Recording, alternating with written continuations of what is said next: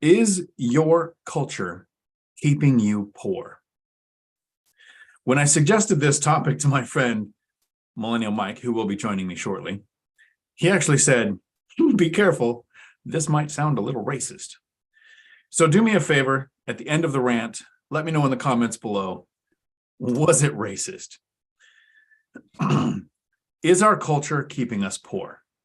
First, I'm going to attack my own culture, and then I'm going to look at a couple of other cultures, but I'm not going to go culture by color. I'm going to go culture by country. So I was raised, and if my family heard me use the word gypsy, I would actually probably get punched, but they are travelers. My parents believed, my dad mostly, that you don't own property because then the government knows where you are. And I was 17 years old when I got a social security number because I wanted to join the Marine Corps. And my family was very upset because now all of my brothers and sisters, siblings, all have the same social except the last date because now they knew who we were. And so if property ownership was the enemy, how was I ever going to reach wealth? So I had to escape my own culture to be able to look at money differently. And some of our culture in the United States, which is actually called the melting pot, it is all of these cultures put together, but it's created its own culture. It's intrinsic in our culture to not want wealth. An example is we have the inalienable right to pursue happiness, not to be happy, but you can pursue it. So much so that every year when it comes to New Year's, we say, our saying as a country is Happy New Year. In China, they don't say Happy New Year. It's not that they don't want you to be happy. It's the culture has a different perception of what's important. So they say, Gong Shi Fatai. And I'm probably going to butcher that. I tried to learn Mandarin. Don't have the tongue, don't have the voice for it, don't have the mind for it. But it translates roughly as, hope you get rich.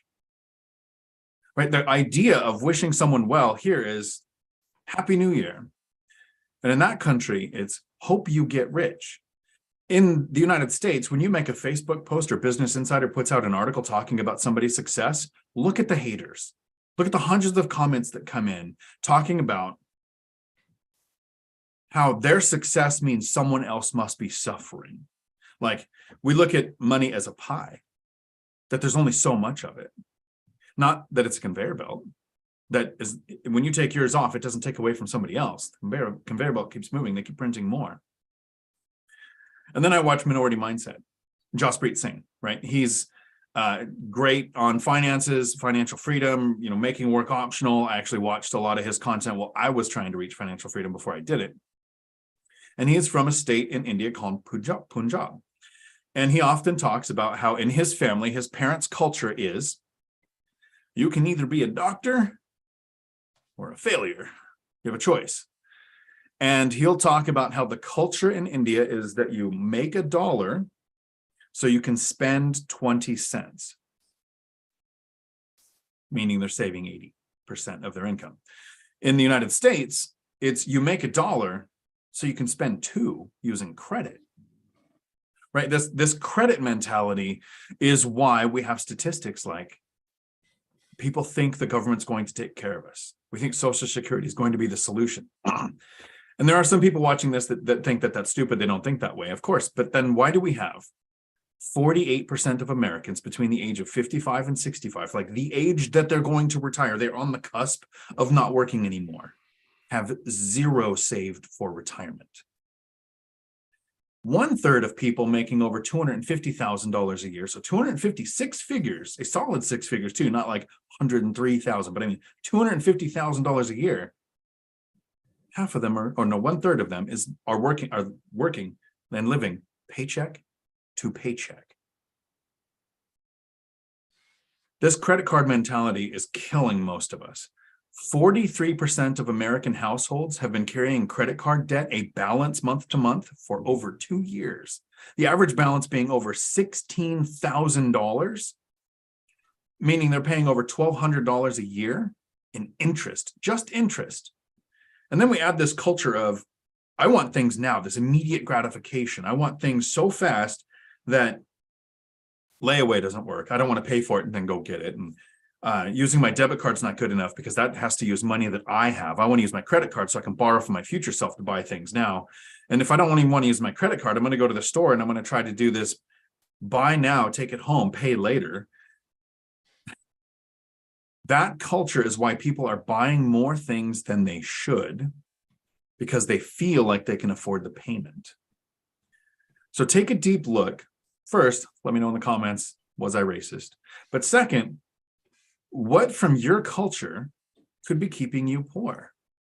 And here's the last story I'll wrap up before my rant is done. And I kept it under 10 minutes. I'm super happy and excited and impressed. And I didn't hit record on my Zoom, so I won't be able to make a short video out of this. So I know some friends that make what I consider a significant amount of money. Their annual income after all expenses and all taxes is a little over 2.5 million. That's their net profit from what they do. And as friends, as I was climbing my way up the financial ladder, hadn't reached financial freedom yet, but I knew them and I took them to dinner. So we went for fun. It's like $10 each, right? And they enjoyed it. They kind of, slummed it with me for the day. And then I went with them for lunch. This is not even dinner, this is lunch. And the three of us went to a restaurant of their choosing where it was nice food. I'll give them that. Bobby Flay something, whatever. It wasn't even Bobby Flay. It was like he was there, but it wasn't even his place. I got a military discount because I showed my veterans card and you get 10% off your meal in some place. So I got a military discount, which I do at Denny's. And it saves me a couple bucks. The military discount at our lunch for the three of us took $210 off the bill. The way they look at money is very different than the way that I look at money. So one day I was at their house in their crazy vaulted 12-foot doors ceiling place with their second house that was larger than my fourplex. And I'm watching this ridiculous TV on the wall. It's that their small TV in the front. It's like 72 inches and it's up high. It never gets watched because they don't watch TV. That's why they have that much money. But there was some news thing going on, right? They have news playing in the background, just like I'll listen to a podcast they'll have. And I don't know which side of the CNN, Fox, whatever they're listening to. I wasn't paying attention. But some brief story came up on Elon Musk. And my friend, it's a husband and wife, and the wife is watching Musk for just a second. And she looks and she goes, that's not right. Nobody should have that much money. Look at the last minute of me explaining the lifestyle that they live and how many people in the United States would think nobody needs that much money. Nobody should have a lunch where a 10% discount is hundreds of dollars. But their perception was the same. Our culture makes it bad to be successful. Take a deep look at how you look at money. Because if you hate someone who's done something you're trying to do, you are less likely to be able to do it. Rant over. Let me know how I did. Howdy, Mike. How are you? Good morning. Did it sound racist? Well, I mean, I think we did all right. I was just going to stay quiet for that one. I still have a job. Good. You have a job, and I hopefully haven't had my YouTube channel canceled. If we want to talk about culture and cultural problems when it comes to money, why don't we talk about the American culture? And I pulled some statistics up for everybody, just so we could go over the American culture and problems that Americans are having. So 62% of Americans say that they are worried about their finances. 62% of everybody here is worried about finances, yet only 44% follow a budget. Now, me personally, I've never followed a budget. I've always been very disciplined with my money, so I don't necessarily consider that a bad thing. But possibly if you're the type of person who's worried about money, maybe you should get on a budget. 38% of households carry credit card debt from month to month. 38% month to month. That is so expensive. The interest rates on those things are awful. I mean, just awful. 23% of people, Americans, say that they are not saving for retirement.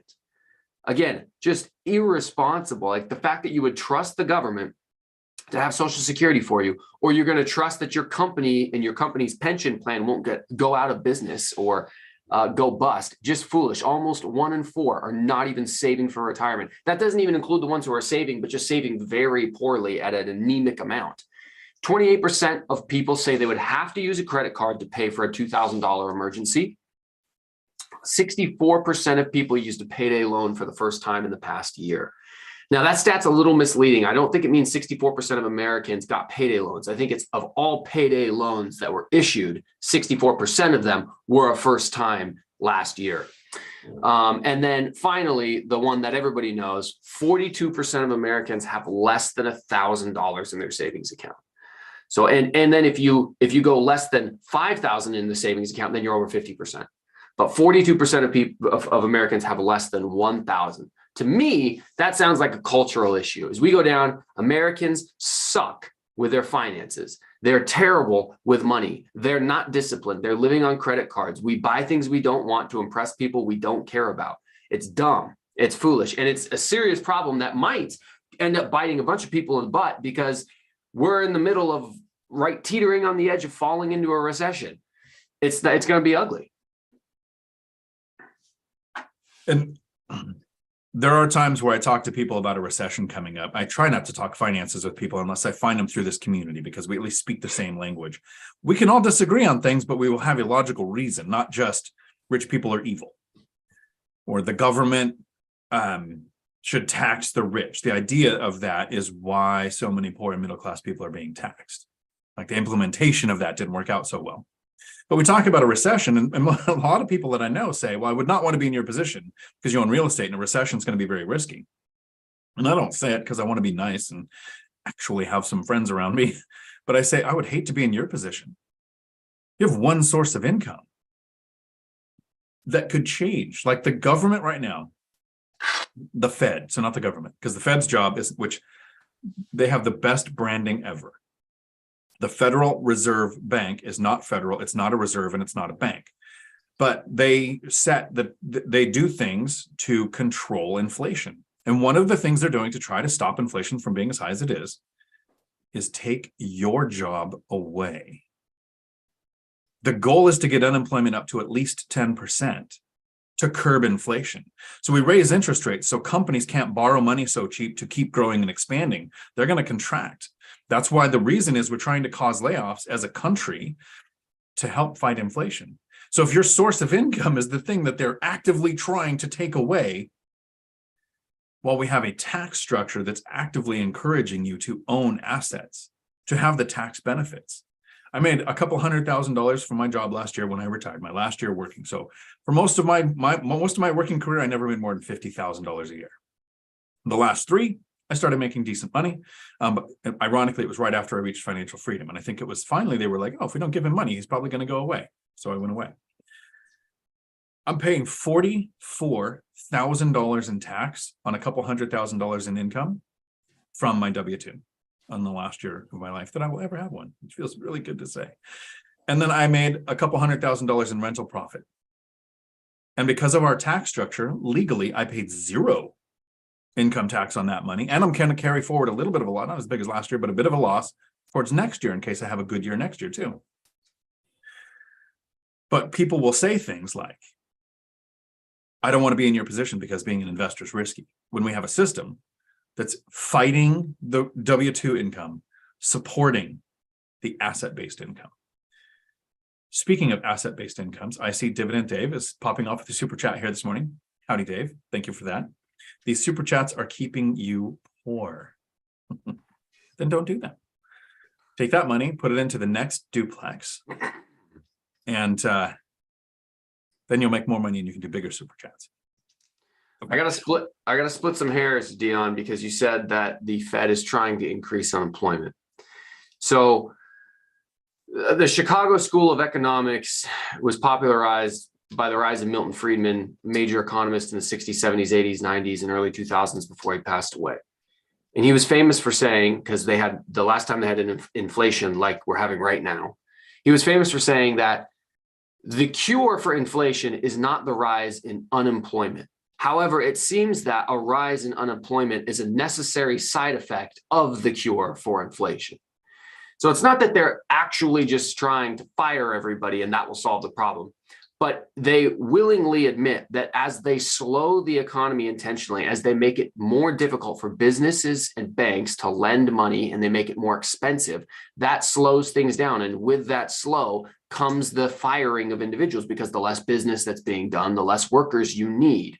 So again, I know it's splitting hairs, because at the end of the day, it's the same effect. You are going to lose your job, maybe, or your neighbor is going to lose his job. But it is not just quite as simple as, yeah, let's just go fire a bunch of people. That'll solve the problem. So to split hairs, one more hair, because I like that, because I don't have any hair to split. Our friend Jerome, whatever, Powell, who's currently, not running, but he's on the, he's basically in control of the Fed, specifically is watching unemployment. And if unemployment goes down, he has to raise interest rates. He actually gets upset and says, it's not trending the way we need it to, so we need to be more hawkish. So actively pursuing higher unemployment rate currently with the regime that's running it now. To point out, my biggest fear in a recession, I actually feel concern for someone else, right? Not like a battle buddy, not like in law enforcement, your partner, not like in the military, the people on your side facing the us versus them, but as a human against other humans. I feel concerned for those people that have that one source of income. What do you do when all you have the ability to do is sell your life 1 hour at a time and nobody's buying, right? You end up having to undercut yourself is what happens. You undercut versus yourself. Having a diversified portfolio that's either making money from dividends, making money from a business that you're growing, or passive, called that by the IRS, income from rental properties that you didn't overlever, that you keep high enough margins on, that you have enough reserves to support a recession. When 4 out of the last recessions, home prices went up. Like, you have a recession, bless you, that is caused by home crashers, yeah, prices are going to go down. But rents tend to go up in a recession too, because less people able to buy their house increases the demand on the limited supply. So actual economics have worked to where if this sucks, right? This sucks to say how good a position we're in. The worse the economic times, the better the buy and hold investor does with rental properties. I mean, yes, you have to structure your business in such a way that you're not over levered. You don't have adjustable rate debt. You are not waiting for rent payments to come in to have the ability to pay your mortgages and your debts. You have to structure it like a business and do it smart, just like any business trying to grow. You're not going to run a business successfully if you don't have reserves. You don't at least know what your burn rate is, have the ability to know how many months you can survive without income. Like, every business has to run some format of that. Rentals are no different. So back on culture, the culture that's created in America, you can take advantage of that culture to make money. If you own rental properties, like I do, in an area, and I'm making a video about it right now. I own rental properties in a more depressed area in the Midwest. It was a victim of deindustrialization. I keep making the joke that the only thing worse than dropping a nuke on a city was to deindustrialize it and ship jobs overseas, because it's just a ghost town in a place like Gary, Indiana. But the government is going to expand programs like Section 8. They're going to expand programs like food stamps. They're going to expand assisted housing and down payment assistance and all these things that I benefited of, because I grew up extremely poor living on Section 8. And so as a investor, as somebody who wants to own real estate, I'm looking at the writing on the wall and I'm saying, look, I think we're headed for economic turmoil. One of the most difficult things about investing in low cash flowing, cheap rental properties, out of here, you little bum. Out of here. I'm videoing. My little son's just coming in to hang out. No. Anyways, the hardest thing about investing in those areas is, well, is the tenant going to pay or not? Are they going to pay? Well, Section 8 is someone you can partner with to guarantee that you're going to get paid.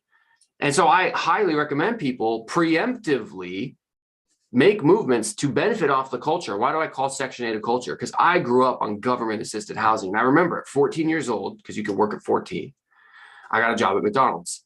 And then at 16, I started working at Walmart, because now I could work at Walmart. They paid $1 an hour more. I made $6 an hour.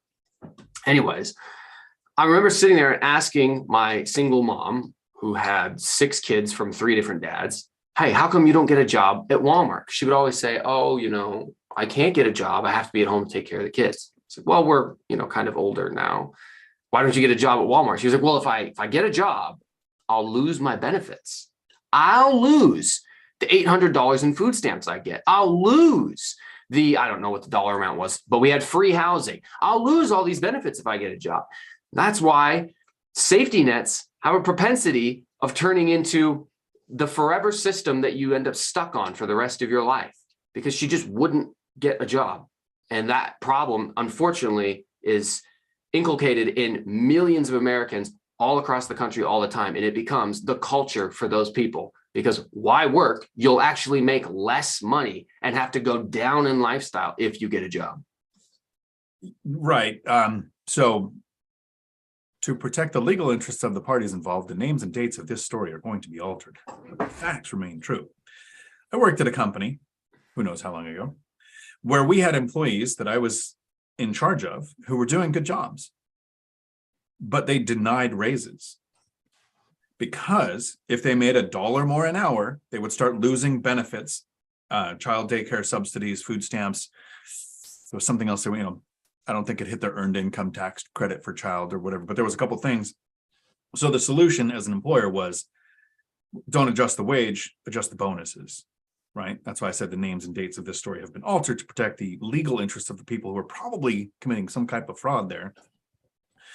But there's a culture of, once you get on that system, it's hard to get off, because it's not like if you start working, you will make more and your life will be easier. It's if you start working and you start earning more money, you start losing benefits, to where you take a massive step back, to where not everybody has that internal sense of pride of, I want to earn my place in the world. That's strong enough motivation to say, okay, I'm going to get off this system. I had death in the family, divorce in the family, like whatever would have caused you to get on that system and say, okay, a couple of years, I'm going to use this to get back on my feet. And then I'm probably going to take a step back as I start earning it myself, as I'm able to. But not everyone looks at it that way. I know in California, they were for years trying to figure out how do you stop perpetual benefits, like literally 13 years on benefits, running into problems. I see we have Dividend Dave saying he's going to stop the super chats. With a super chat. But not today. Right. And then Matt jumps in, who Matt would have joined us today. And he's not afraid of the topic. I don't think Matt would be afraid of attacking any topic, but I have a voodoo doll with a needle stuck in it right in the throat. So Matt is sitting at home with not feeling good, not able to talk today. No. Okay, Matt's being a pansy. All right, he's being a little sissy. Something about, oh, my throat's hurt. I can't get on a computer and just sit in a chair. Whatever, dude. You're a bum. Somebody put down in the chat. Roast Sunday. Matt in the chat, please. Thank you. He'll be ready for his live stream on Sunday. He does make a point about Gary, Indiana, not being a struggling city. It's America's Beirut. That said, you are making it work well. So I would have to agree with that. And then All Nighter Hyder makes a point here. Howdy, All Nighter. With the world reserve currency and trade deficits, Americans have been allowed to suck at finances much. And so that's what you said. And then much like the last 10 years has made wholesaling, flipping, the Burr strategy seem really sexy and super successful. Because if you messed up your after repair value, your timeline, your ability to sell, your ability to finance, and it stretched out that deal, the market corrected your mistakes. So we're not quite in that market now. And then there's something, this is more something that the uneducated economist could speak to and be more eloquent on and actually sound like he had a cohesive thought. But something happened recently that should make people concerned about the US dollar being the current reserve currency, which is why I'm actually moved up my timetable, one of the reasons, and going to Portugal, leaving on the 6th. Like I'm going over there, I'm going to start the process of getting a house. Because right now, while the dollar is the reserve currency of the world, it's actually for the first time in my life, stronger than the pound and what's the currency? The EU? Euro. The euro, right. The euro, not the pound, but the euro. So I have buying power to go over there, at least equivalent or close to equivalent that I have here in the US. But the Chinese government just had a peace accord settled between Iran and Iraq, or Iran and Saudi, right? Like I said, uneducated economist would rattle this off like he just knew what he was talking about.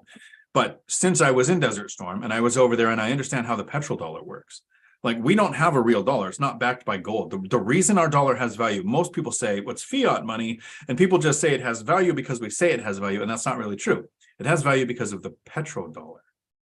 If any country right now wants to buy oil from Saudi Arabia, the current agreement is we will put our service members and equipment at risk and protect Saudi Arabia and Kuwait. We went into Kuwait, kicked Iraq out, right? That was the point of Desert Storm. Desert Shield was to defend Iraq so that they didn't go farther. We expended all this money in the desert. It has nothing to do with the United States. It's not related. It's not here, right? Why did we do that? We did it because we said, okay, we'll do this. We'll spend all this money. We'll put all these lives at risk. But if somebody wants to buy your oil, you make them buy it in US dollars. So Brazil wants to buy any country off the map, wants to buy oil from Saudi Arabia. They have to exchange currency into US dollars, which makes it more valuable, and then use those dollars to buy the oil. China making a peace accord between Saudi and Iran. What if they become the petro yuan instead of the petrodollar? Not generally going to affect most of us. Most of us aren't thinking of going to another country to buy things, but it will impact our economy. So there was my limited attempt at being as smart as the uneducated economist. See any questions in here, Mike, you'd like to dive into? No, but I think Rob actually made a hilarious statement, unique. He goes, it's interesting how different people achieve poverty in different ways. And I think that's very, very insightful, because today, if you're poor in America today and you're over the age of, like, I'd say 22, you're poor on purpose. There's too much free information. There's too many resources out there. It's too easy to figure out how to be successful now. That if you are poor, it's because, as Rob said, you're achieving poverty in your own unique way. I won't blame somebody who's a kid. I won't blame somebody who's even like 18, 19 or 20 or something like that, even though there's plenty of examples out there. I watched a BiggerPockets podcast on some 17-year-old girl and her 17-year-old boyfriend, who she's now engaged to, who have $900,000 in real estate. He had his own lawn care business since he was 13, and she just started cold calling on real estate after reading a couple of books. Now, that is obviously not the norm. But if you've made it all the way to 22 and you haven't sat and you're poor and you haven't gone and looked in the mirror and looked at yourself and said, am I trying as hard as I can? Am I actually doing everything I can?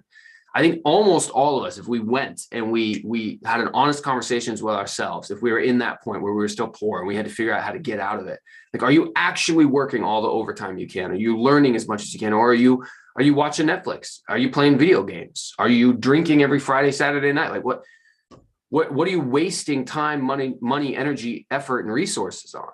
So I don't have much sympathy for people who are poor. And when I hear, oh, it's just generational, oh, it's, you just don't understand that the system's rigged against me. Bro, I'm sorry. I can go toe to toe with anybody in the poverty Olympics. You're just making excuses. And it sounds like a bunch of noise, because most of the people I interact with, you, the Lumberjack, Zuber, most of the people I know who are where I want to be in terms of the financial freedom that they have, the number of assets that they have, the crazy amount of cash flow that I can't say because Matt will get mad if I outed him on it. Like, those people came from being a 9th grade dropout, or you guys never even rented. You just kind of like homelessly traveled from place to place and broke in and lived there.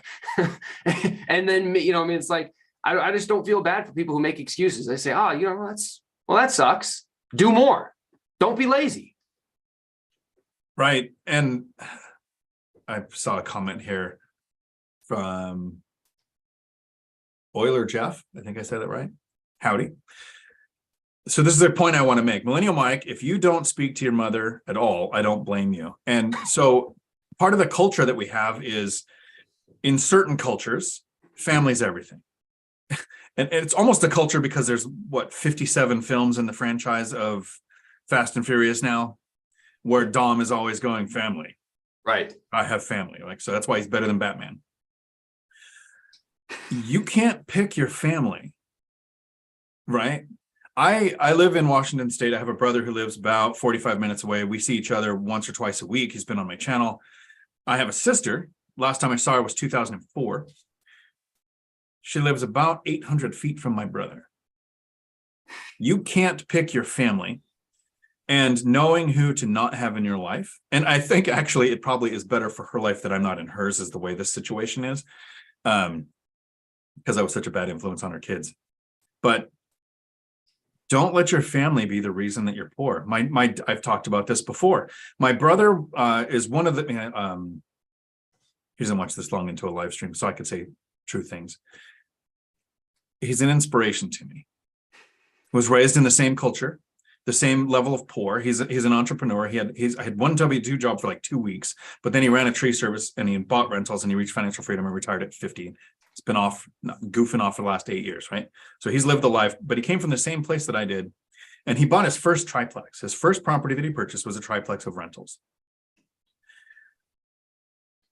And the two of them were in pretty rough shape, right? The one was a decent house, pretty good, needed a little work, but the other two, they needed not full guts, but I mean, rehabbed. And my dad was looking at it. And my dad, to embarrass my brother and to make sure that he pointed out that this is not the way that we live and people who own property have sold out, the man knows where you are. My dad looked at those properties and saw that they needed work. And my dad tried to insult my brother. And my brother flipped it into like a superpower. My dad said, man, people will rent anything. So my brother goes, you're right. People will rent anything. And he still has that triplex. And don't get me wrong, I love my dad. I miss you very much. But don't let your family be the reason you don't take action. I saw that Lumberjack Landlord bought a Happy Meal and used the change to buy a house in Gary, Indiana. So you might have competition buying there now. It's a great joke. It's a great joke. Yeah. Yeah, I haven't heard that one before.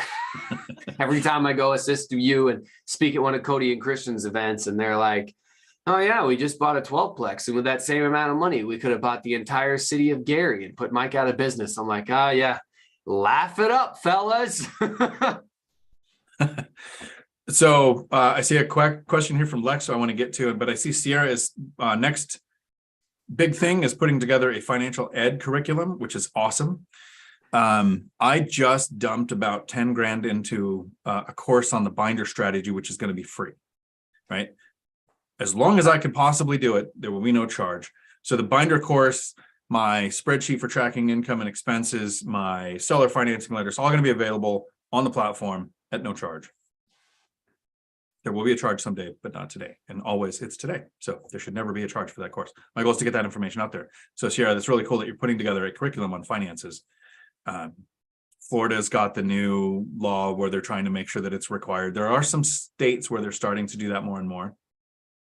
So I think the more financial education we can give, especially with YouTube University being a thing, so that the financial education is not coming from the teacher's perspective of rack up a bunch of student loan debt, get into the government, work for the government so that your student loans might be forgiven if you've done it for enough decades.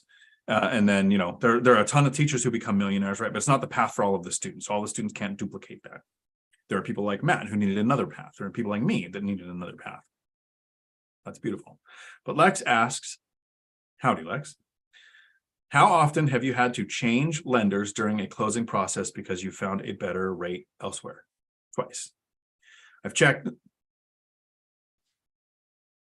Twice. Right. So I've checked every time with other lenders, and the first 2 mortgages, Wells Fargo gave me a rate. I know everybody hates Wells Fargo, but I go for the best deal at the time.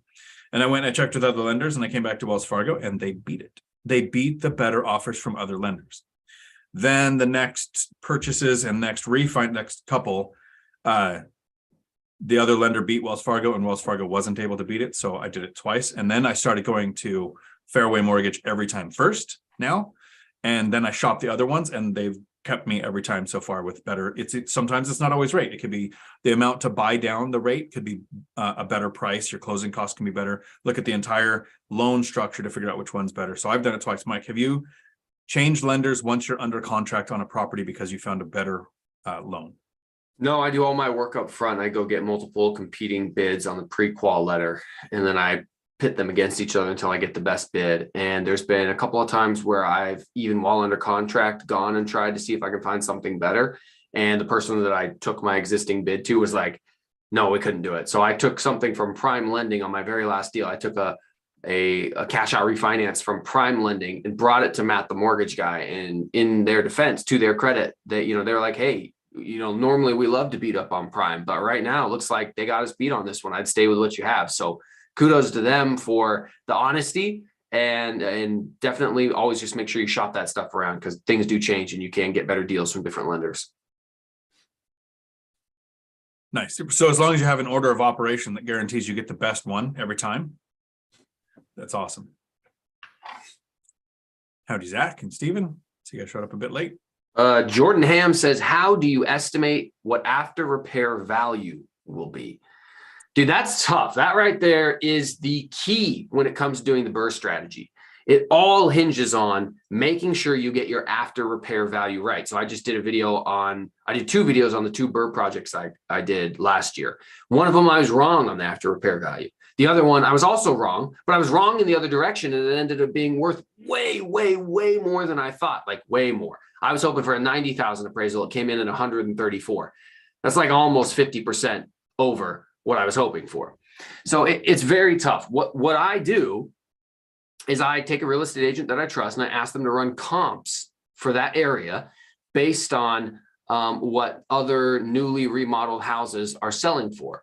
But the downside is that you have to factor in time. There's a 6-month delay from when you buy it with cash to when you can do a cash out refinance on the BRRRR strategy. And there's a 12-month delay if you buy it with a loan versus when you can do a cash out refinance with another loan. So it's very hard to know 6 months in advance, especially if you picked the 6 months that I did, which was March of 2022 to September, October of 2022, when interest rates had doubled in that 6-month period. So I quite literally picked the worst time to do BRRRR strategies in the last 12 years since the recession.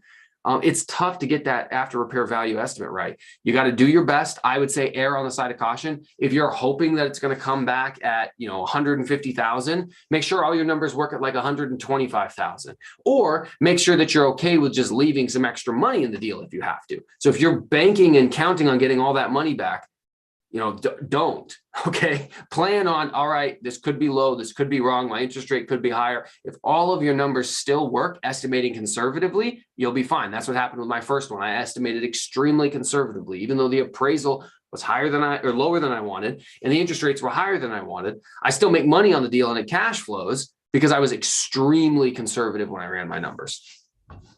So there's a reason why when we talk about the BRRRR strategy or flipping, we don't say that those are great strategies to start with, even though they get all the sexy attention on things like BiggerPockets, because for the last decade, we've been in such an uptrending market where you can make huge mistakes and the market would fix it, right? So I kind of think that's what spurred the question, Jordan.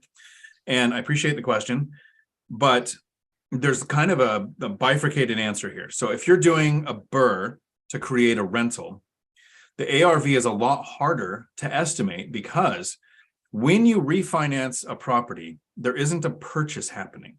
Whenever you buy a house, an appraisal more often than not will be really close to that purchase price because they have a living, breathing human offering an amount of money to buy the property and a seller who's agreed to that amount. So they've got these tangible factual events that say this is probably where the value is. Then they look for comps to back it up and they look at rents and all these other things, and they have this, the time it takes to become an appraiser, right? All of the education that comes into there to make that decision. Sometimes they're off, sometimes they're close. But the majority of the time, they're really close to the offers. It's like magic, right? When you do an ARV for a flip, so you're going to fix and repair and you're going to sell, it's a little easier to get appraisers to be close to where you want them to be when you're selling a flip. When you're doing an ARV on the BRRRR strategy, you do not have a living, breathing human offering an amount to buy that property and you offering to sell it for an agreed upon amount. So I have a friend who added an ADU, spent $700,000 on that ADU at their ridiculous house with the 12-foot vaulted doors in their house that's bigger than my fourplex, right? $700,000 to put this ADU on. It added $150,000 to the value of their property on the next appraisal because nobody was buying it. When they went to sell it about a year later, it was like $1.3 million higher than what they expected. So the sales price ARV was completely different than the ARV for a refinance after work is done. So one of the things that an appraiser actually explained to me was, we don't use current comps on a rehab ARV. We look at comps from about 6 months ago when we're looking at ARVs. So the strata of information that it takes to make the decision of knowing your ARV is a lot easier when you're in Millennial Mike's position and you have 6 to 10 rentals that kick off cash flow and you have a steady job. So you have the foundation to support mistakes like timing your BRRRR strategy with interest rates doubling. If you're starting out and you are borrowing hard money to do this BRRRR strategy, and then the rates double and you have to leave money in the deal, that's not your money to leave in the deal. That's the hard money lenders who now has a timeline, and their interest rates and their fees are going to exponentially change once you hit a timeline. Mm-hmm.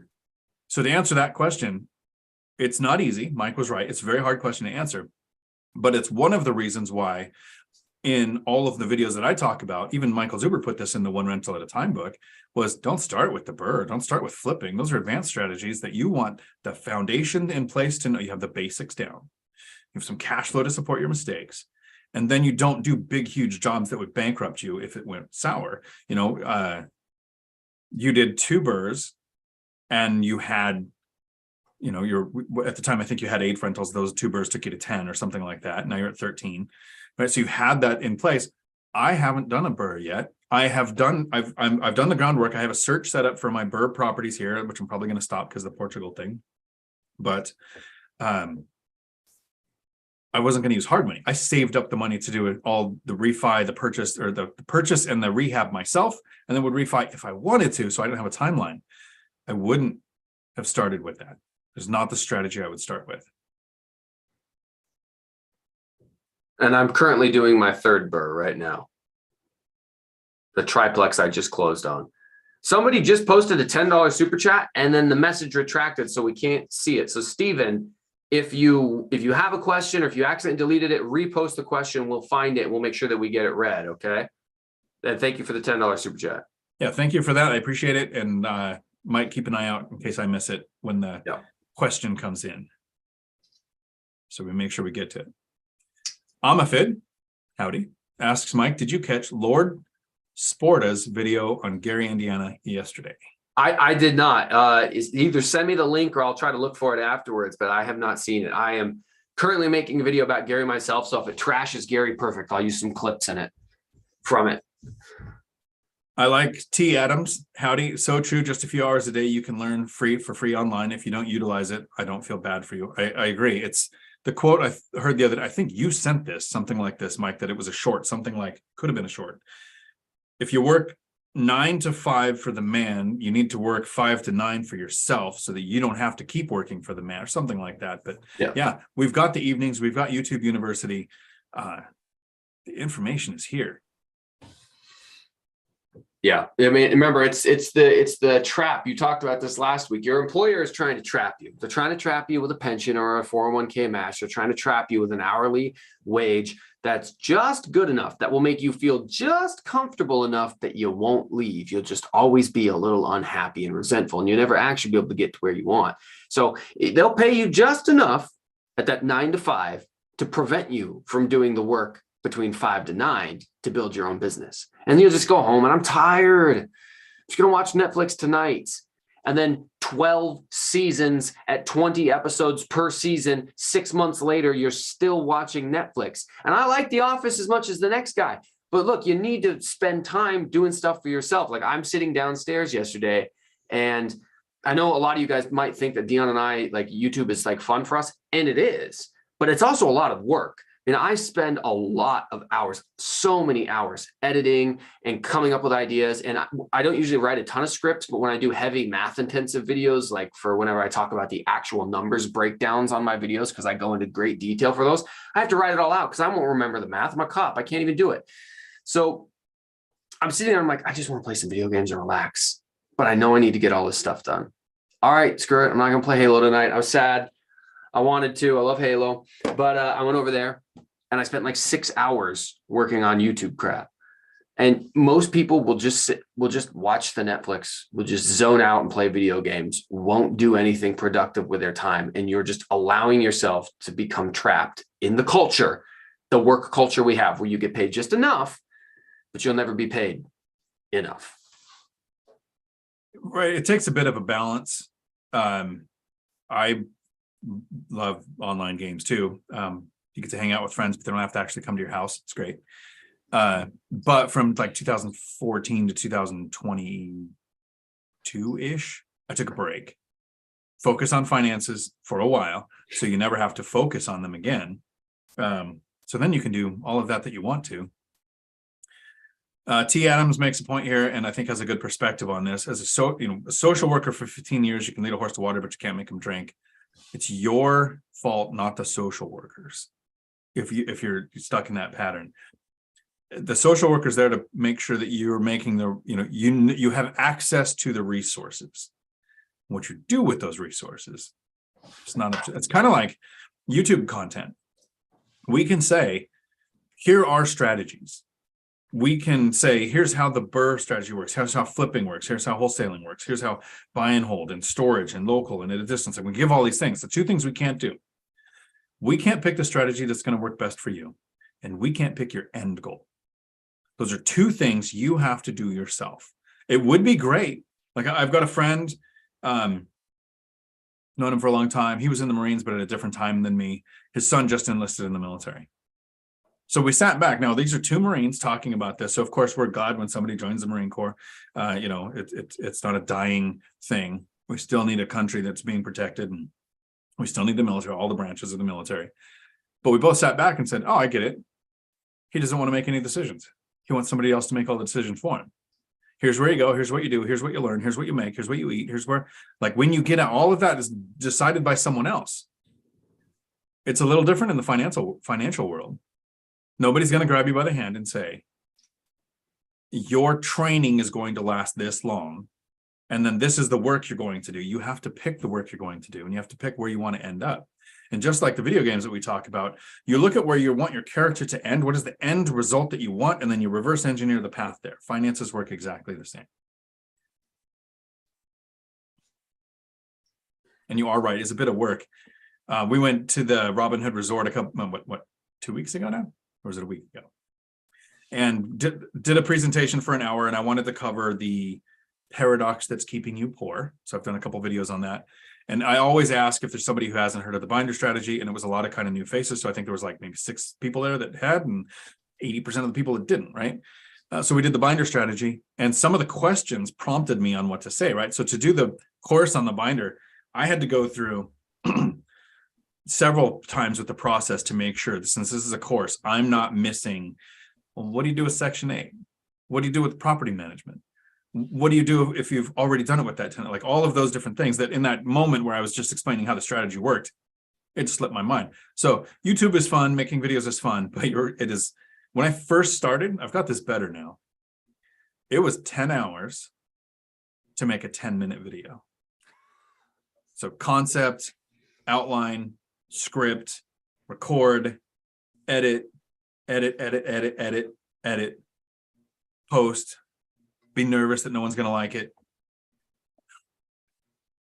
Yeah, I unfortunately got reminded of my very first YouTube video yesterday because Johnny Cashflow Ramirez commented on it. And so I pinged a comment. And I was like, Johnny, why are you watching this old cringy stuff, bro? Like, this is so bad. No, I think it's perfect because I didn't start YouTube until 2021, January 6, 2021, right? I was starting YouTube. Basically, I was after the income snowball. I had 11 units, was financially independent, reaching financial freedom, really close to financial freedom. And so my journey in YouTube starts with, hey, here's how I got here. You have the journey of, I'm going to try this. And if it works, great, because I'm going to have videos on how I got there.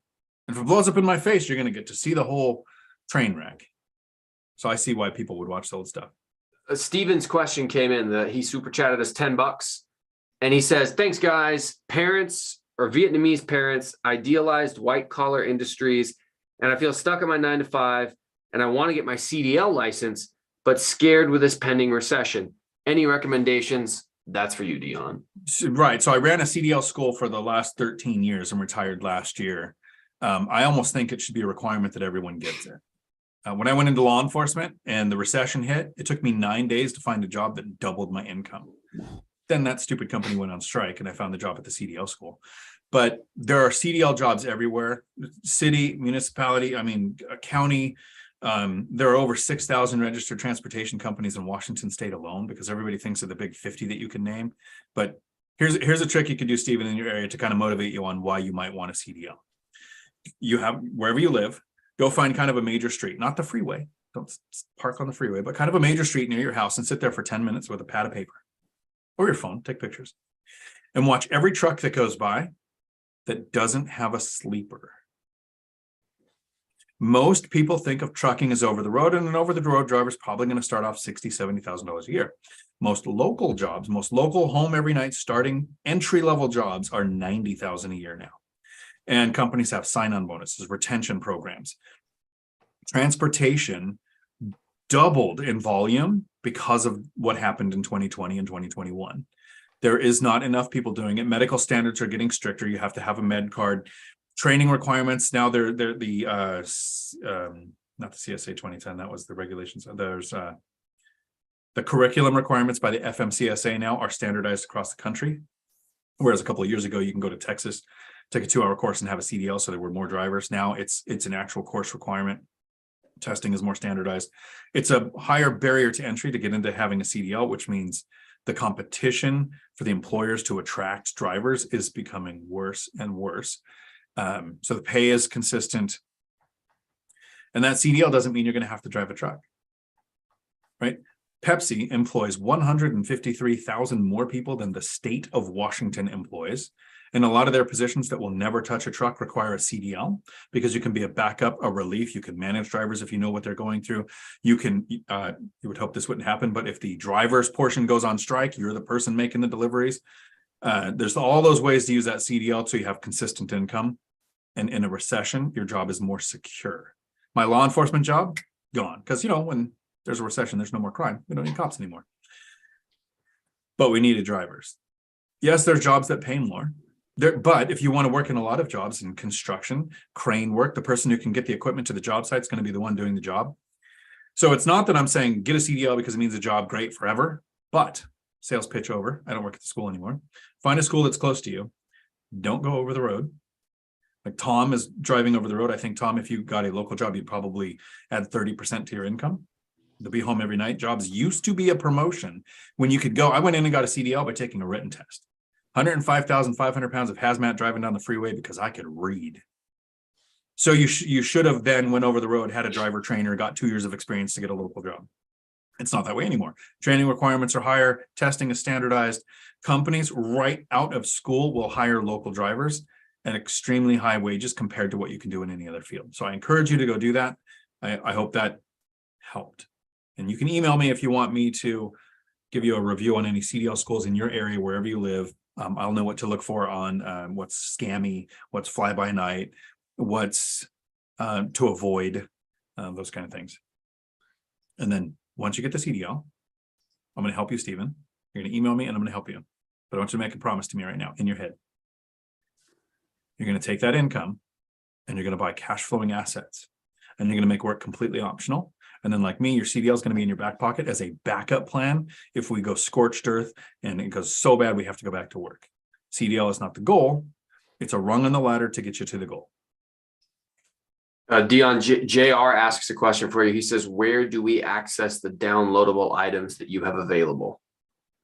So they're in the process right now of being tied together. Let me see if they're up yet. That should be up any day, and then I will give out that website, because right now I think it would mess it up if everybody tried logging into something that's not there.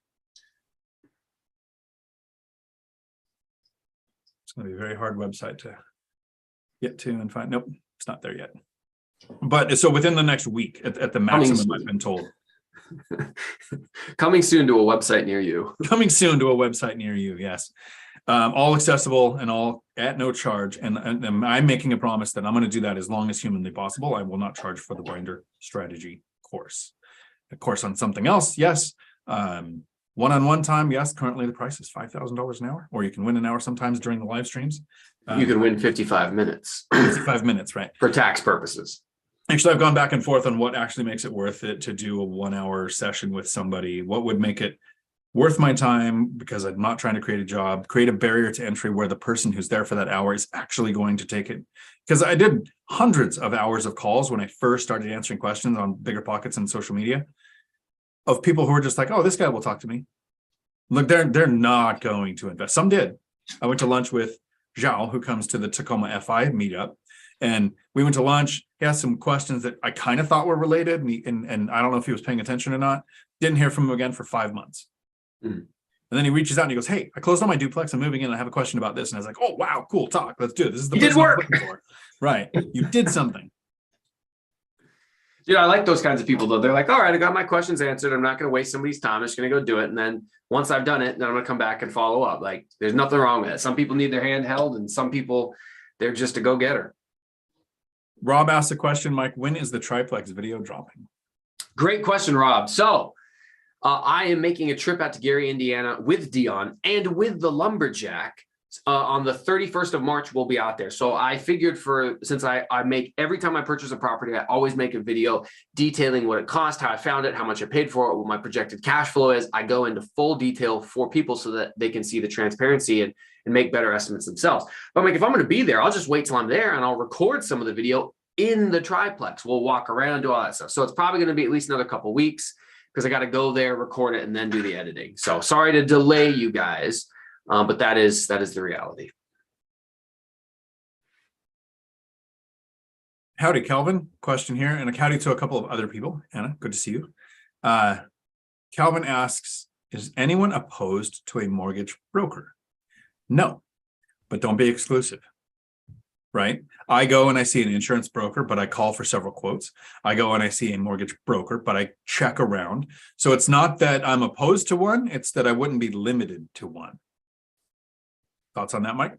I found that mortgage brokers are infinitely better than the big banks. What Chase, what Wells Fargo, what KeyBank quoted me for mortgages was laughable.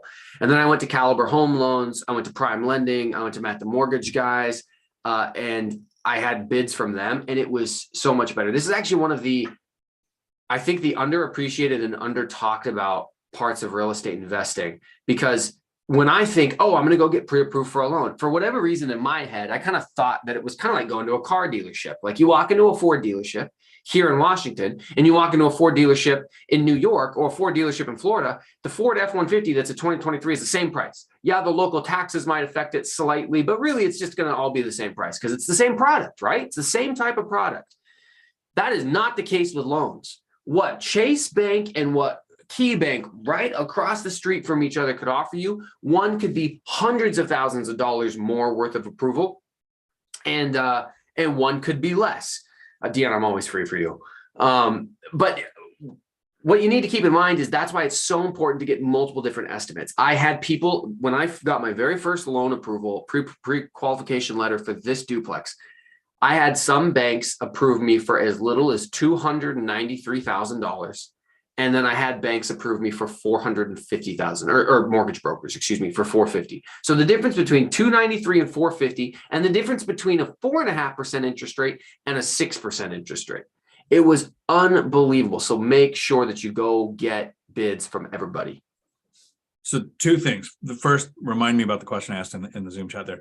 The first one is, the reason I start my order of operations is I go to the large bank first, is they're the most limited with a standardized criteria. So they usually will lend the less.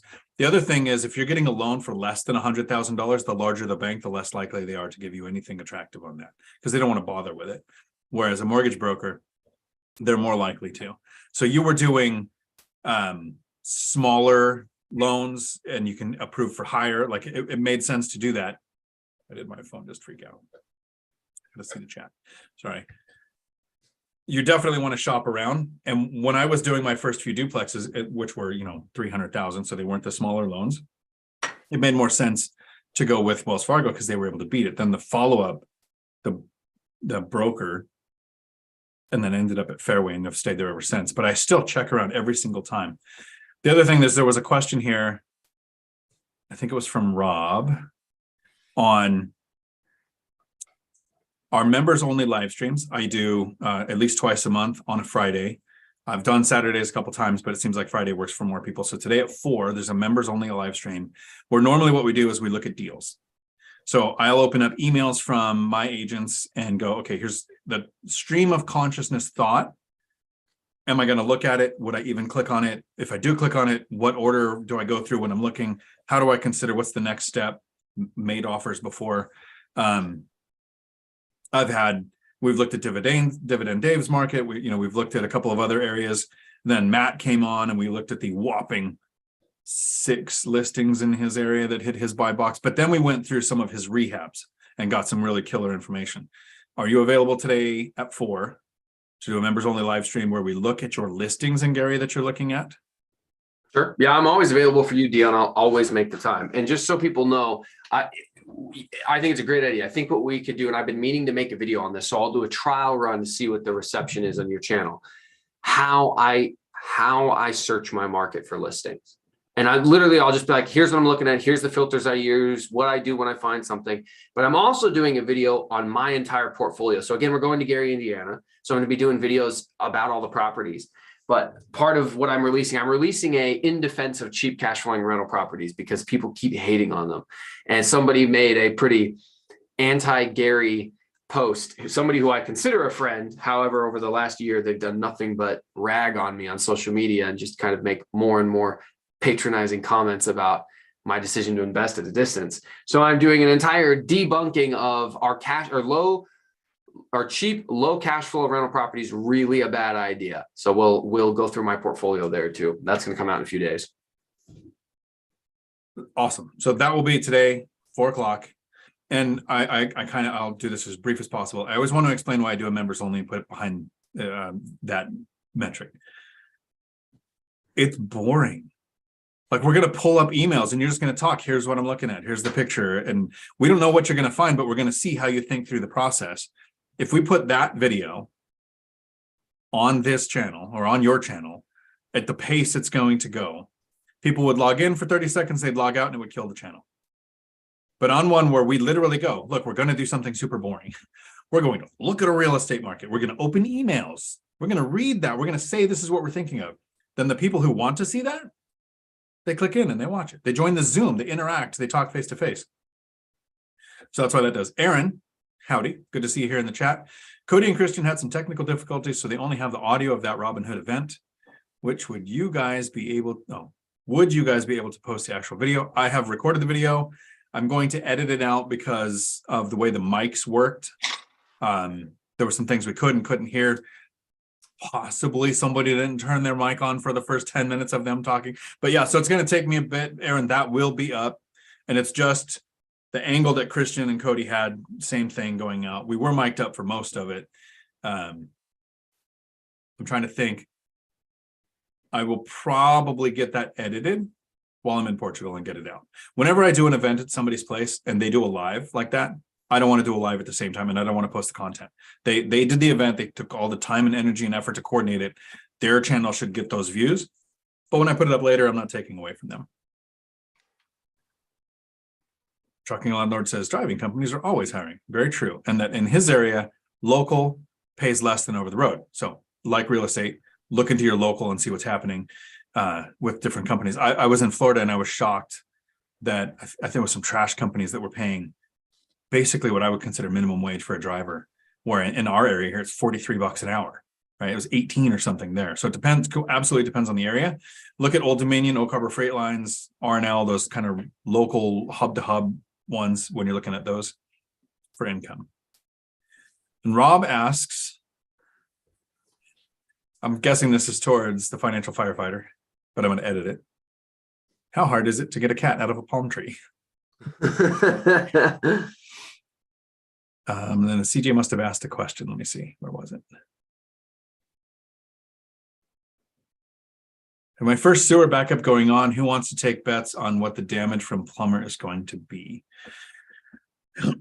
So And then lower, somebody says, do you have insurance on plumber backups? I don't have insurance on plumber backups. I think it was backed up enough to destroy the floor, and the damage was, tens of thousands of dollars. Maybe it could be an insurance claim. But my deductibles are $5,000 or $10,000 on my policy. So I don't want to do any insurance claim unless I absolutely have to. I'm guessing that the damage, I would think the highest percentage chance is going to be tenant put something down the pipe. The second option is roots growing, depending on where you are. Let us know how it goes. Dion, I think you might have missed a question. Well, there was actually a couple questions. So Lex Santos says, can I request a survey from the county for a property that I don't own yet, but I have under contract? The seller doesn't have one. It's a question I actually can't answer. I would usually point to the Lumberjack for that, but maybe you know. So your municipality is going to be unique. It's kind of like a housing authority. I invest in 2 counties. One's great, one sucks. I don't want to name them by name, but Thurston County is amazing and Pierce County sucks, and I will never do Section 8 there. Your county might be the same. You might have an amazing team working there that's super helpful. You might have people who are just phoning it in every day. The best thing to do when you really want your city to take action is to find out who sits in the chair of your municipality's Economic Development Council, right? That's the person you want to reach out to, email, however, try to have a meeting and say, here's what I'm trying to do. So first, try with the person at the counter. Can you get this information you're looking for? If they're not prompt, if they don't do it within a couple of days or maybe a week, because yes, they might be busy, then I go to the chair of the city's or that area's Economic Development Council. That person's job is to make sure that there's commerce, because everybody working for the city makes money based off of how much tax revenue comes in. Like Washington State has an Economic Development Council who's make sure that the taxes pays for first responders. You make more money if the state makes more money. That person in that city wants business to transpire. They keep their job by things moving along. So if you have a good experience with your city, great. Always try to, when possible, communicate via email, because it goes to the person and their boss. A phone call, an in-person talk can all be ignored or forgotten. But an email, you're probably going to have your best response. If they are not prompt, don't get you what you want. Or if they have a policy against it, then no. So each city might be different. But if they don't have a policy and they're just not responsive, Economic Development Council, find out who the chair is. That's worked for me. I've talked before about putting in 2 campuses for our truck driving school. We went to Auburn, Washington, which is in King County. And like, again, I don't want to call them out, but Auburn, Auburn, no, Auburn, Washington. Tried to get a business license to run a CDL school there for 9 months. And then went to Thurston County, Washington. We weren't in a city, we were in the unincorporated county, and it was 4 hours. We went in at noon, and at 4 o'clock, we had a business license. So Auburn versus Thurston County, big difference. And in Auburn, to get it to be effective at that ninth month, this is where I learned the strategy and have used it on several different things, like Idaho. Find the chair of the council, talk to them. It was less than a week. After finding that person and saying, look, here's what our business does. This is the amount of revenue that we're going to do. Here's the agencies we work with. Here's the employers that will grow based on what we do. Done for a week versus 9 months. So in your city, hopefully you have a better experience than I did there. There was another question immediately after from, I think you might have skipped a few, from Bobini. He says, if you had $300,000 liquid and you lived in California, what would you do to best use that capital towards financial independence, retire early in the current economic environment? So California is a big market. I'd get out of LA County. I'd get out of the Silicon Valley as far as investing goes, depending on what type of work and where it has you tied. Like Zuber has always said, the one thing he wished he'd done different and would be, miles ahead of where he is a house hacked. But he's in Sacramento and he invests in Fresno. So I think the more expensive the area you are, the more important house hacking is. So like the brilliance of Mike's strategy, he invests at a distance because he has the dopamine hit of saving the purchase price of the property, which would be the down payment for my property, and buying it. Here, he is also house hacking. He is in a duplex in a high cost of living area. So if I had $300,000, I would start house hacking something. House with an ADU, split house divided with built out apartment, buy an RV, live in the back, and Airbnb the house, like my friends Durango and Pod do on their YouTube channel here. They live right here by us. And that's how they got started. They literally moved into their really nice RV and Airbnb'd the house, and then they bought a property, and then now they've got Airbnbs all over. So they're doing really well. But that's how they started. So incorporate house hacking to get the low down payment, best interest rate purchase on reducing or eliminating your housing costs to get on the property ladder. Take the remaining, and then if you're in California, it's very different to look at Fresno or Kern County. Right, my brother has rental properties in Kern County, so he invests in Southern California. You would think that's crazy and insane, but he's right outside the edge of LA County. So the prices and the rents hit an equilibrium where he actually has a good yield. Doesn't have like the eviction moratorium that went on for a year longer or 2 years longer or whatever they're actually still doing there in LA County. Look at California as the whole, not as the most expensive areas, because most people like All Night or Hyder and some people that are by San Diego. It's kind of an expensive area, so you have to kind of draw out and go out from there ways. You could use Mike's strategy where you house hack the expensive area and then find a distance market. But finding trusted boots on the ground is the barrier. Do you know an investor who's investing at a distance that will let you piggyback on his systems the way Mike did? Or did you used to live somewhere where you know the market, you know the neighborhoods? Picking a strategy at a distance is a lot harder than self-managing locally. Locally might be up to an hour or two away. And here's the part of my strategy that you won't like.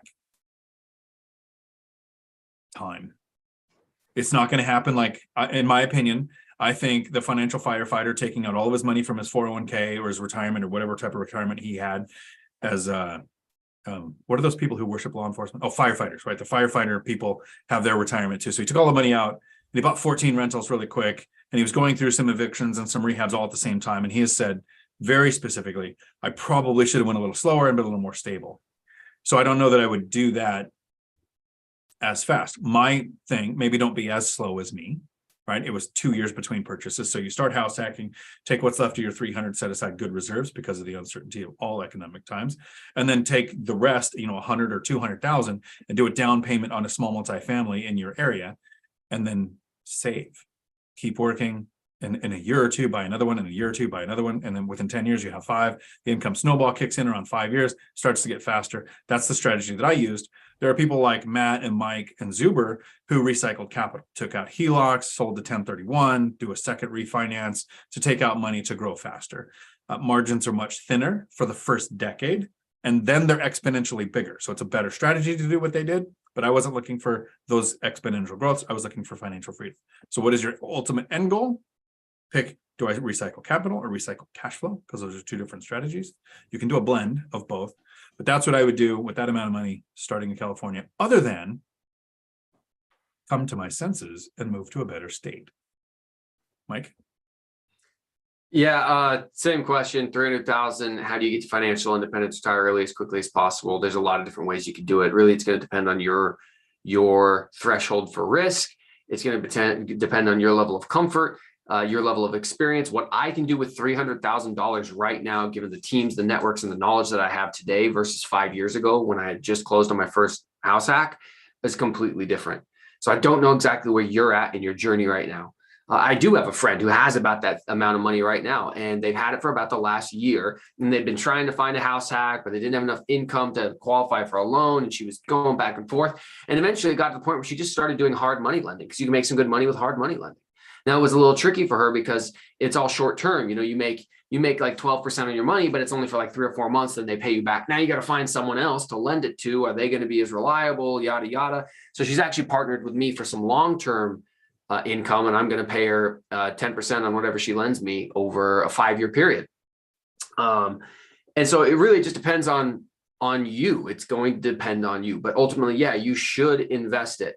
Real estate is a great option, but I have a different risk tolerance and a different knowledge basis than you might have. Maybe you don't want to, some people don't want to be a landlord, or some people just don't want to invest at a distance. My friend who's lending me money, I told her, I will give you my agent, I'll give you my property manager, I'll give you my team, I'll help you look at deals, I'll do the whole thing with you. And she just didn't want to invest at a distance because she didn't feel comfortable doing it. She would rather just lend the money to me and make a good return, but not as good a return as I make doing all the work investing at a distance. So it kind of comes down to you, man.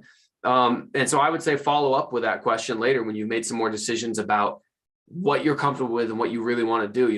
We need to take the broad topic and kind of give us some guidelines that we can work within.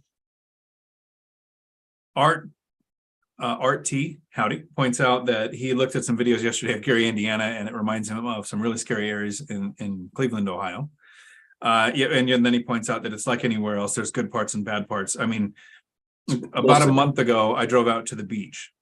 And on the way to the beach, I drove through Lacey and Olympia, where I have 2 rentals, right, in good areas. But along the freeway, there's about a 5-acre parcel that's just, it's tents, right, and just really bad, and not even like tent city nice, like tents and trash, right? But on the way to the beach, it was being emptied by, I think, DOT or whoever actually empties out tent cities on the freeway. Stayed at the beach for about 4 days. And on the way back, it was there again. So Lacey and Olympia are not, in my opinion, nice towns to invest in, but there are areas where it's scary. So I'm thinking Gary's going to be the same. We're heading to Gary, what, the 31st? Yep. The 4th? So I'll get to see that firsthand, see what that's like. I affectionately call it Gotham City for a reason. We did get a super chat that came in from Mad76. He says, great live. There's a question for both of you above. Thanks for the great service to the community. And his question was, do you think that it makes sense waiting to get a better credit score to get a better rate, or buy with a not so great credit score and get in the game as soon as possible? So what's the difference? Do you have a 400 credit score where lending is going to be almost impossible and you have to go DSCR, asset-based, seller financing? So you can use those strategies and get into real estate sooner. Is it a 640 and you might just get, some half a point, maybe worse interest rate, or and be able to borrow less, right? Can you get under the property that way? Is FHA your solution? Because that helps, with lower credit score and worse debt to income ratio. So are you house hacking? It's kind of a couple ways to look at it there.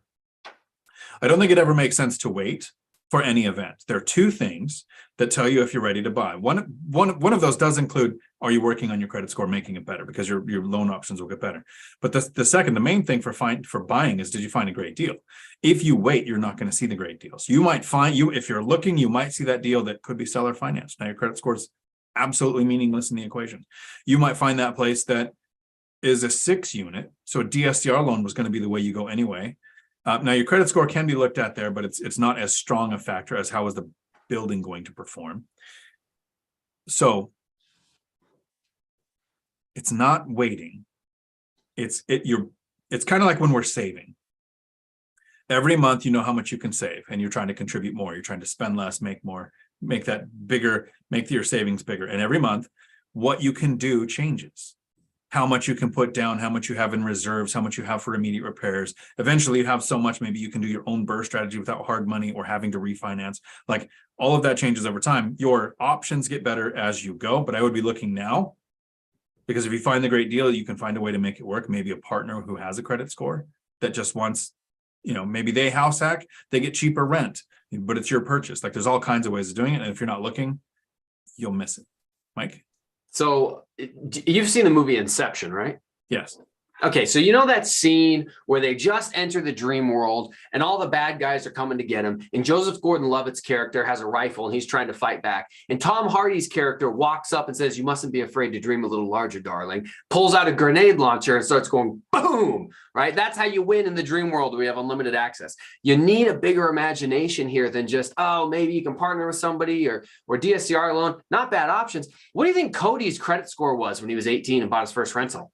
He didn't have one. And did it matter? No. Why? Creative financing and seller financing. Yeah. So my advice to you would be, sure, immediately start working on your credit. Do what you can to make your credit better so that you have access to regular loans and regular lending at the best rates. But that should not be something that slows you down. You mustn't be afraid to dream a little bigger, darling. Think about creative financing. The terms are made up. I've got 2 seller financing deals. I've purchased from a wholesaler. I've purchased from a turnkey provider. At no time was my credit run on any of those deals. Here are the terms that we're going to buy the deal on. Do you agree to them? Yes or no? I got a 15-year mortgage with a fixed interest rate of 4.9%. And I know, I don't want a 15-year mortgage. I agree. It makes the cash flow worse. But the guy who I was seller financing with was over 70 years old. He wasn't going to give me a 30-year mortgage. He's not going to make it another 30 years. So I had to accept a 15-year. But I was able to buy these properties so cheap, so far under market value, that I still had an extremely low payment and could cash flow month on month because of it. So who cares what your credit is? Go out there and find people who are willing to do creative finance deals, seller finance deals, and sometimes even subject to deals where you just take over someone else's mortgage. There's lots and lots and lots of options for you to still buy real estate intelligently that makes sense, that don't involve you waiting. I don't think waiting is ever the right answer. If you get forced into waiting because you're taking all of this action and then eventually it takes a year or two to actually get to the goal, sure. But don't make the conscious choice of, I'm going to take no action now because I'll just work on my credit. And 2 years from now, I'll start. Don't do it. Work that whole time. Opportunities will come to you. Abraham, howdy. Thank you for the super chat. I see the hand pointing up and I looked. Mike, if you see a question from them, can you? Sure. I'm looking right now too. I didn't see it. So if you have a question, repost it or something because I couldn't find it. There we go. Question for Mike. How are you able to make sense of paying 10% a year for private money? Would your returns have to be, that is not how it works at all, Abraham, that you could be paying 500,000% interest and have a good return. It has nothing to do with what your return interest and your return yield. That's not how it works. I'll let you try to explain it, Mike. Yeah, Abraham, it's a good question. And understand why your mind thinks that way, because that's just like the regular math that people would do. Oh, so you must have to make a 20% return so that you can make 10 and you can pay them 10. So I get it, dude. It's kind of complex. So first of all, somebody also asked how I structured the loan. Well, first thing I did is I negotiated the way that I wanted to do this deal. Somebody said to me, hey, I want to invest with you $60,000. And I said, how can I take someone's money and pay them something that makes it worth it to them, but still make enough cash flow left over for me? And so I thought about it for a while. And the way that I came up with was, if I and I just bought this triplex for $67,000. So I bought it with my own money for $67,000. They're now going to give me $60,000. I owe them 10% a year on their money. So that's $6,000 a year is what I have to pay them. Now you split that up into 12 monthly payments, and I don't know what the exact math on it is. It's probably like $530 or something, but $6,000 a year is what I have to pay this person. Okay, well, I don't have a mortgage on the property because I own it outright. I'm just paying them the 10% on their money. Now I'm not going to pay them principal and interest. I'm just going to pay them interest. So I'm never at any point chipping away at the $60,000 that I owe them. I'm just paying them the interest. Well, that means that I can't remember. Let's call it $550. The $550 a month payment that I'm making them is very similar to what I would be making in a mortgage payment if I was paying principal and interest. And so what you might say is, okay, well, Mike, if you're going to pay interest only, at what point do you owe them their money back? Well, we talked about it. I was like, okay, I'll do this for 5 years. Now, remember, my strategy is to have this be a BRRRR project. So I bought it for $67,000. I'm going to owe them 60 grand. I got all my money back minus the 7,000. So what I do is 5 years from now, at the end of this term, I need to do a cash out refinance. So why did I want to do it over 5 years? Well, I don't want to do it over 1 or 2 years. What if I don't complete the BRRRR right? What if values aren't where I want them to be? Let's make it a 5-year balloon when I have to pay them their 60 grand back. I paid 67 for it. I think it's going to be worth 160 6 months from now when I'm done remodeling it. So that's a huge spread. And if I'm off, I would have to be way off to not have enough money to pay them. But I wrote this into the contract as well. At year 5, I get an option to extend for 3 more years if I have a third-party appraisal come in and appraise the property, and the property doesn't appraise for at least $160,000. So if it doesn't appraise for what I want, because we're in the middle of a recession or whatever, boom, I get 3 more years guaranteed. They can't say anything about it. I keep making payments, but I give myself more time. So I've structured it where I'll make that 10% to them a year. They get 10% on their money, which they're happy with because it sure as hell is beating the stock market right now. It's not as good as the return I'm going to get from taking all the risk as the investor, but they're happy with it. I make them payments for the next 5 years, possibly the next 8 years. And then at that 8-year mark, if we're still at a point where it doesn't appraise for 160, then at that point, I would have to bite the bullet. But it wouldn't happen. I know enough about my market. I know enough about what I bought. I bought a triplex for $67,000 that 6 months from now will be worth 160. 5 years from now is probably worth 220. I'll cash out refinance. I'll give them all their money back, and then I'll pocket probably more than what I paid them. That's how I structured it. Michelle, howdy. I came to the US in 94 at 18 and wanted to buy a house as soon as I knew we were staying. Long story. And then had a baby, and his dad would say I was crazy because people here won't buy until their 40s. So I bought a house at 23 alone. And just above that in the chat, there was some comments about Rob and Wandering Doc, thinking maybe Rob needs a new wife since his wife won't let him buy in Brazil. My friend Michael Jewell actually lives in Brazil, owns rentals in the US. I think he's coming back to the US now. And so here's a quote that I've said before that I think Rob likes. It's, when it comes to investing, as far as having a spouse, I liked my short last week. My family liked my short last week. It's more important that you pick a spouse who's heading in the same financial direction as you than picking a spouse because they look good in no matter what direction they're going in.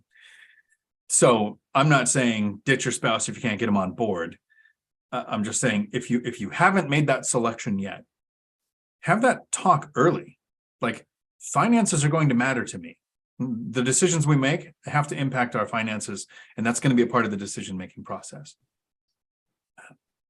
So sounds like you're doing better now, though, Michelle. We're almost about to break 100. Guys, like the video. We're almost at 100 viewers. Help us out. Push us over the edge. Layer asks, hey, Mike, will you do a tour of all your properties like Dion's video when you are in Gary? Yes, that is 100% what we're going to do. Dion and I are already going to show up strapped, packing, and ready for action. I'm bringing body armor. We're going to be ready to dodge bullets left and right. I got backup coming. My friend Darius is going to be there, and the Lumberjack. So we've got a classic 4-man entry element. We're going to be making 360, 540-degree coverage as we make entry into my units. Don't worry, we'll be safe. You guys will be all right. We'll be safe. It's funny because you're 6'4", Matt's like 6'3" or 6'2" or something, right? And I'm the midget in the group. I'm like 5'8". So when I was in law enforcement, I would show up at a scene, and I'd be, de-escalating, talking to people, and everybody talking to me like I'm a security guard in a store, right? just super rude or whatever. And then we had Stevens and Dale, who were behemoths, right? They were 6'4" to 6'7" ish, and yoked. They would walk up on scene behind me, and all of a sudden, everybody was super nice to me, and I would be able to tell everybody what to do and how to direct it, and de-escalation was real easy. And then I turn around and I'm like, oh, you're here. That makes sense. So I will feel safe in Gary, though. Mostly, though, because I've seen you shoot. Success as a Janelle. Howdy. Great topic. An investment in knowledge pays the best interest. Benjamin Franklin. I must have seen that online because everything on the internet is true. Lincoln said that. CJ Underwood. That's the sewer backup one.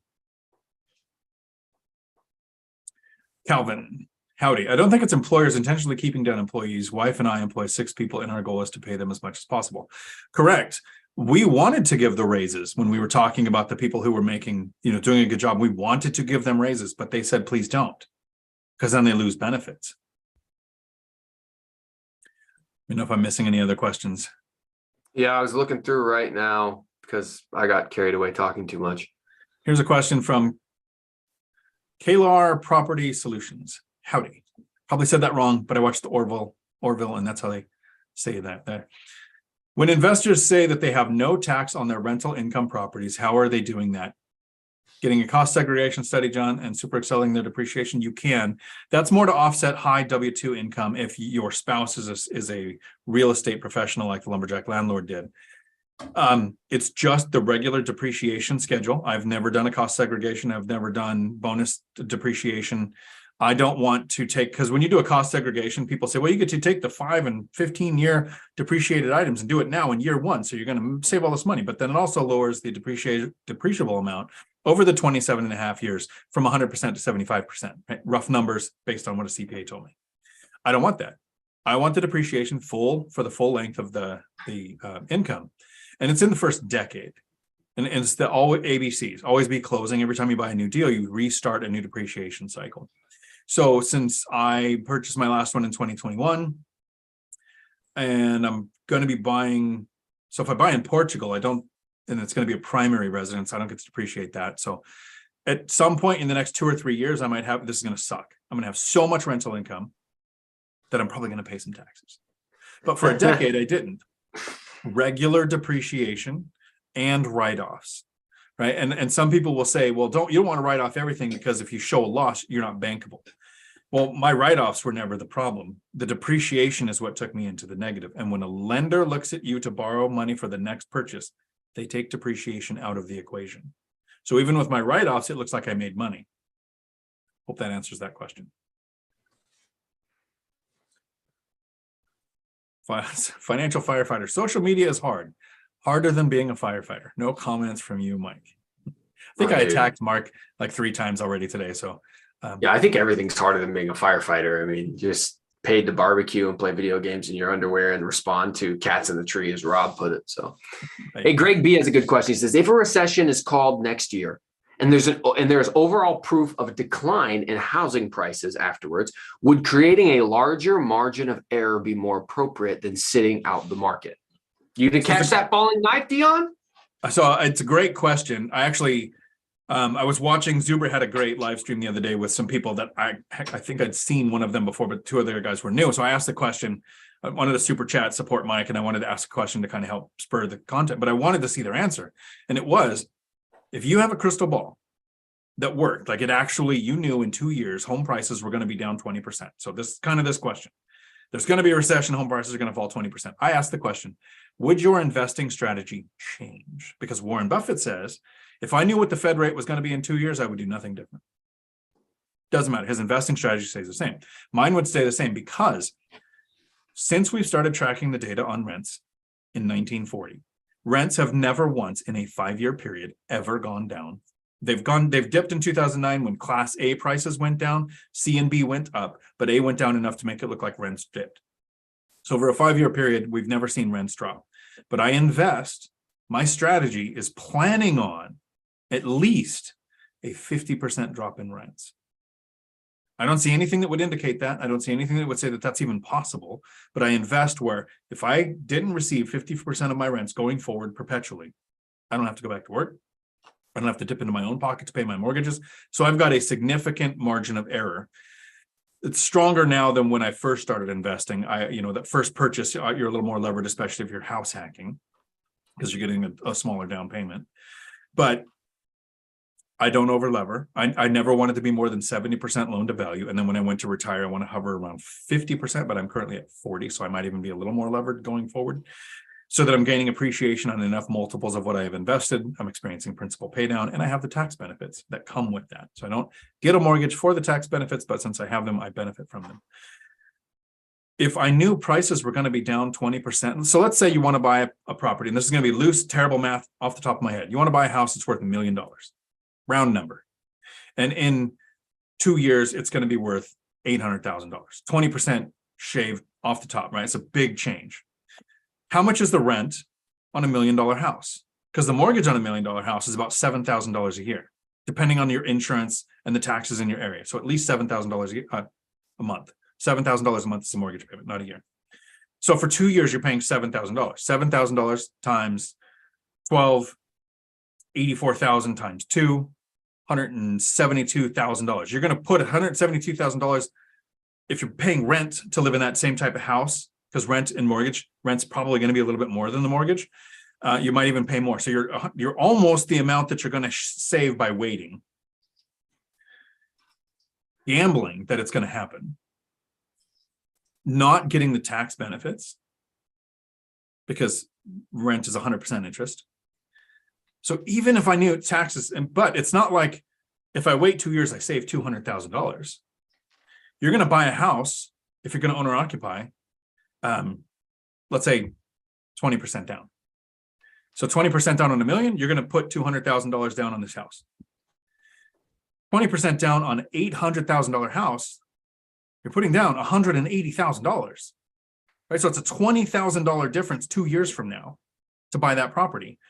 While you spent, loose, terrible math off the top of my head, what was it, $184,000 in rent? So there is never a reason, even expecting a crash, to wait to buy real estate. Don't buy real estate and be in a rush. Only hunt for great deals. So I hope that's a clear enough answer made off the top of my head, that even if I knew there was a 20% crash coming, you don't wait. You hunt today for the next great deal. Because I just explained how a 20% drop is going to save you $20,000 and cost you $184,000 in rent. If the rent was the same as the mortgage, which it'll probably be higher. Rant over. That was a great question. I like those kind. I disagree with you slightly. Go ahead. I agree with everything that Dion said. However, if I knew for a fact, which no one would ever know for a fact, so the question itself is somewhat flawed. But if I knew for a fact that prices were going to drop 20%, would it affect my investing strategy? Possibly. I probably wouldn't try to do a BRRRR project. But that doesn't mean that I wouldn't buy real estate. I would just buy turnkey rental properties that cash flowed using the exact same logic that Dion just went through. But I would probably not do a remodel project that hinges on whether or not the after repair value is where I need it to be. If I know values are tanking 20%, I probably wouldn't try to do those types of projects. But that does not mean I wouldn't be investing in real estate. I would shift into another strategy I've used before that's still extremely successful. Good point. Apply it to the way that you invest. Yeah, absolutely.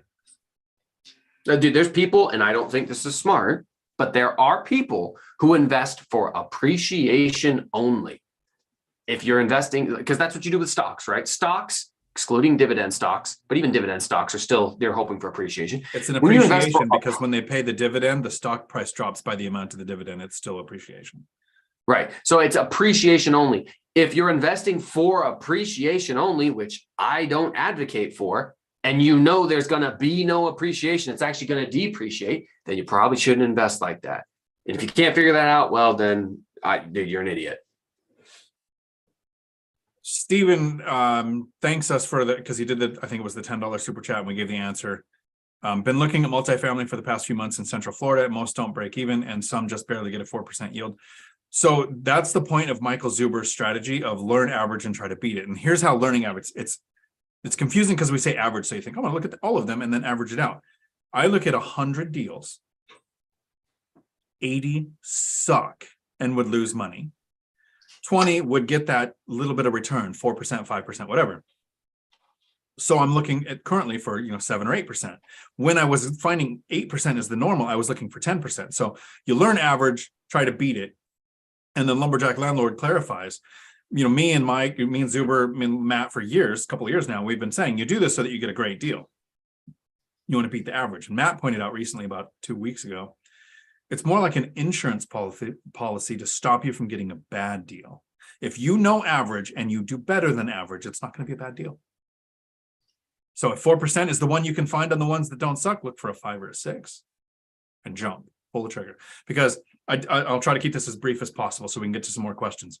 But I have a video that I did not too long ago when I was at the beach, actually, on 5% yield on real estate and a 10% yield on stocks, which is better. And very quickly in that video, I can show that the real estate is better because the 10% yield on stocks, you get when you sell. So you have to lose part of the asset to get it. And even if it's a dividend and you get the 10%, it means the stock comes down that amount. And then it's taxed. And so that 10% becomes 7%. The 5% on real estate, which is the historical norm of appreciation, is a 5% appreciation. But you're going for a 5% yield. So now you get a yield of 5%. You invest $100,000 into stocks. You got 10, paid $3,000 in tax. You got $7,000 left. You invest $100,000 into real estate. You made 5. So you have 5, no tax because depreciation and write-offs. But the property appreciated on average 5% a year. You put $100,000 down on a $400,000 property, 5% of $400,000 is $20,000.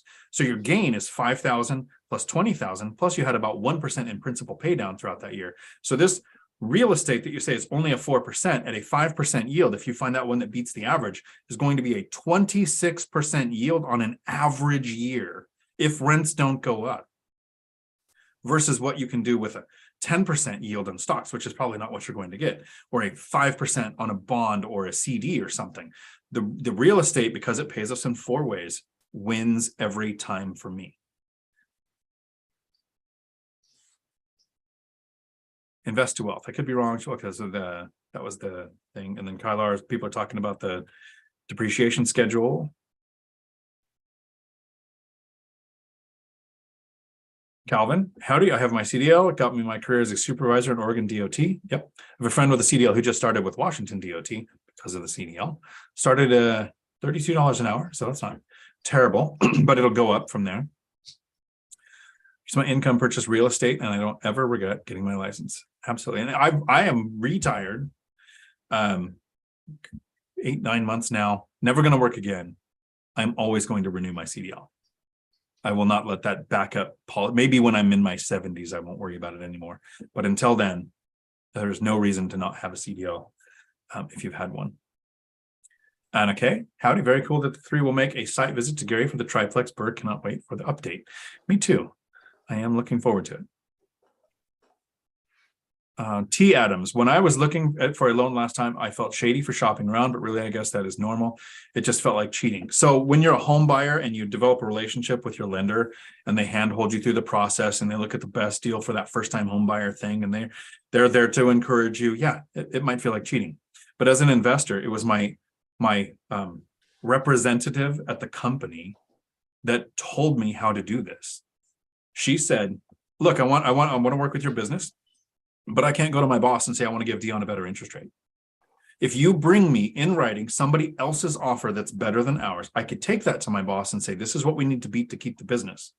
So my lender this is normal for an investor. So to get past that, kind of like as a home buyer, if you have one agent and you take a bunch of their time to go and look at properties and they show you 10 different properties and they've invested 20 hours in you and answered dumb questions on a Sunday afternoon, you should sign an exclusivity agreement and make sure that person gets a commission.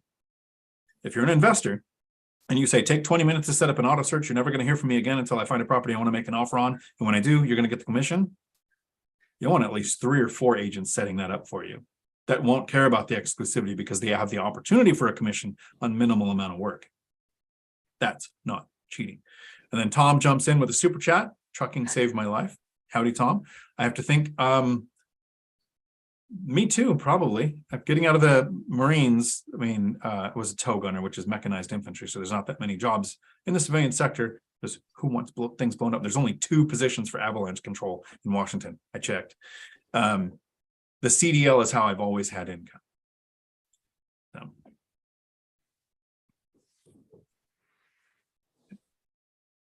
Sky. Oh, and I see, Sky, you asked the question, how do you join a member? But then you found it. So if anybody is trying to join a member, there is a flaw with Apple devices. So iPhones, iPads, the join button doesn't show up. You have to log in on a laptop or an Android device. Wandering Doc, Mike is not a fan of Netflix and chill. I don't know that that's true. That is not true. Okay. that first of all, I said that I don't want you to use Netflix as a crutch that you waste time on. That's not a waste of time. That is an investment right there. Right. I'm going to try to get through questions in the next 15 minutes and we'll wrap this up. And then I'll get the video posted for the members only live stream today. That's at 4. I see Kalar asks, what is the members only platform? It's here on YouTube. But again, if you're on an Apple device, you might not see the join button. I don't know if it shows up on a Mac on Safari, because that's probably what the iPhone problem is. But if you are in the app or you go onto a computer, there's the option to join there. And it's, members only, we do the members only live streams. It's Zoom format. So people log into Zoom. You can watch on YouTube if you don't want to join us, you don't have to. And you can watch it in Futureland. Those members only live streams stay up after they're there. And it's us literally looking at markets and comparing, what do we think of? What do we think of the freeway access, where that river is, all of the things that you look at when you're buying a property that for the average YouTube viewer would probably be pretty boring. But I'm excited every time we do it. So, but I'm weird that way. It can be snake. Yeah, it could be easy too. So if you have a plumbing backup, help my memory, Mike, who asked the plumbing thing? Was that Calvin? Oh, shoot. I didn't even see it. Okay.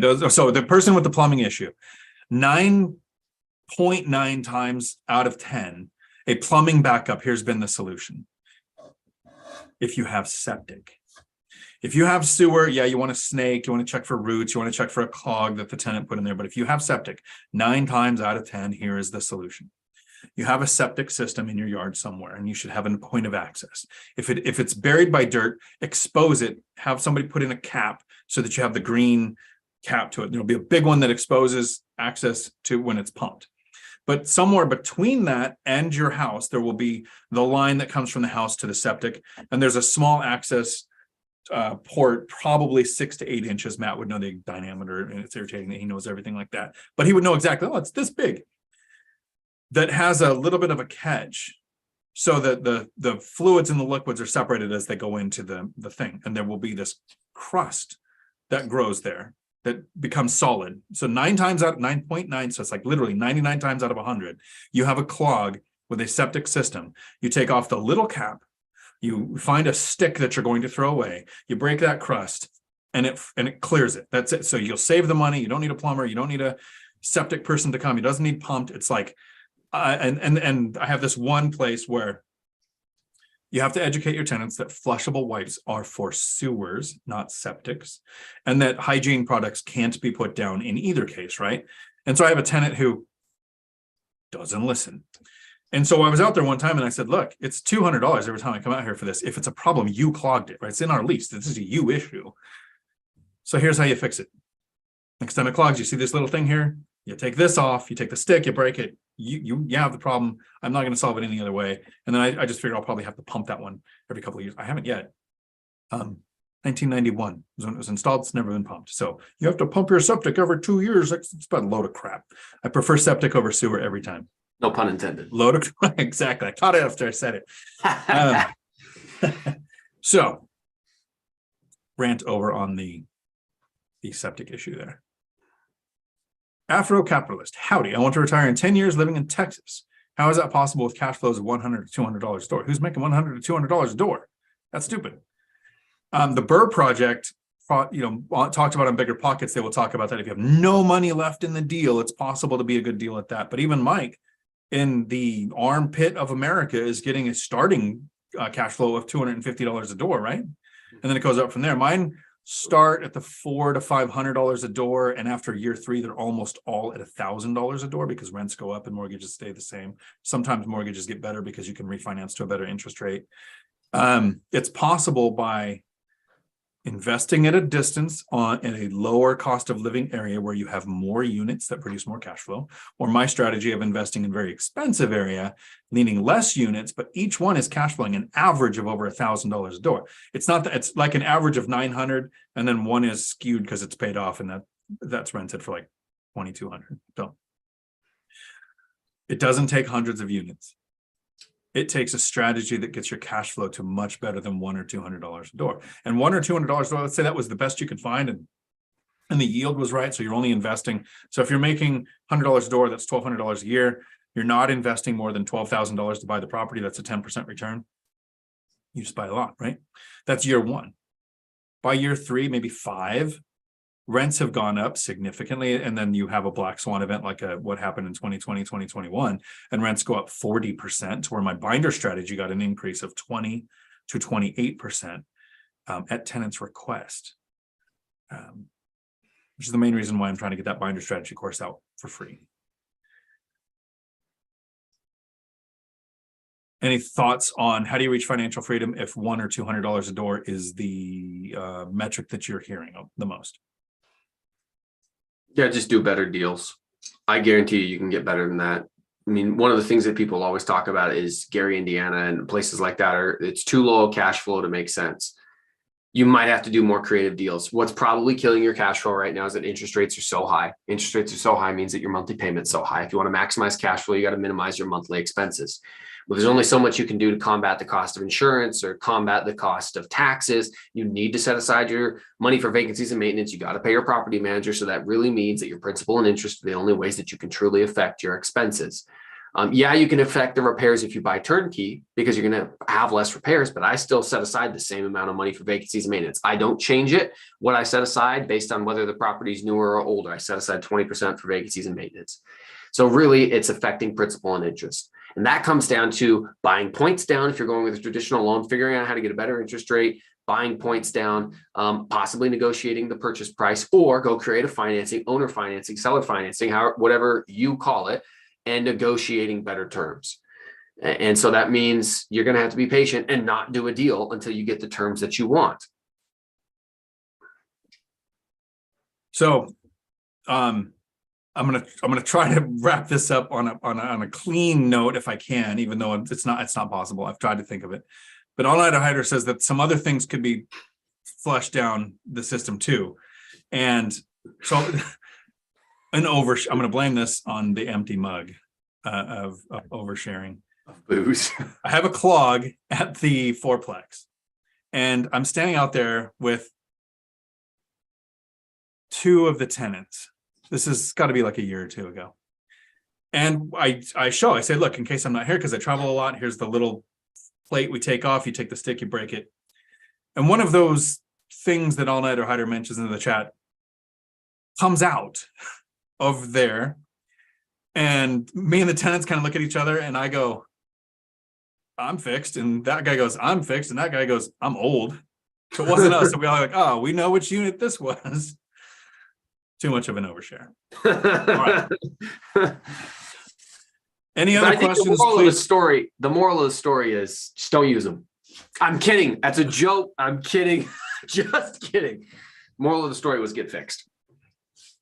Right. Is there any other questions here you want to get to before we wrap up? We just clicked over 100. What are the odds? Thanks for being here, fellas. I know they finally come in to see it, and we're like, oh, we're wrapping up. Yeah. There's a couple of good rants in here. Hopefully you didn't just log into the last second and hear what we were just talking about, because that's not what this whole video was about. Yeah, they need to join the members only live stream, because we're going to do an actual deep dive on how I actually look at low cash flowing cheap rental properties in the Midwest. Like, what are my search parameters? What am I looking for? Why do I say no? Yes, look at it. Then what do I do from there? So if you want that info, yeah, be on the members only. And if you need to join Dion's members only, again, he's not trying to extort you for money, but if he's going to open up his freaking email where people could see contacts, or if we're going to go into a very boring, long topics, it needs to be behind a paywall, because we don't just want any old bot scammer or person jumping in and abusing what's going on. And then, yes, Chester, you're right. Tube launched, optically tracked, wire command link missile system, which they have stopped using the way that we were set up, because the actual system can give you a TBI. But I only fired 12, so I'm good. I think we'll wrap it up there. So if we missed any questions, I will be back on Tuesday. And if you want a more articulate, better math-oriented question, Matt, the Lumberjack Landlord, has a live stream Sunday mornings, 8:30 a.m. Pacific. And for those members, I look forward to seeing you today. I'm going to actually make the video so it's up, so you hopefully get notification today, 4 p.m. Pacific, to do a deep dive into what Gary is before we take our trip there next week. And then Abraham, so on YouTube, there should be a join button. So it's in this platform. If you're on an iPhone, it's not going to work. You have to go onto a computer or laptop, go to YouTube on a browser, and then there will be a join button. Thank you all so much. I hope that this video, with all of the rants and the good questions, is one of the things that helps you get to financial freedom. Until my next video. And then don't forget, you can find Millennial Mike here on YouTube. Investing at a distance, invest in house hacking in a high cost of living area as a single dad on a law enforcement salary, making work completely optional, faster than I did. Until my next video, thanks for coming to my Dion Talk. And we should be off.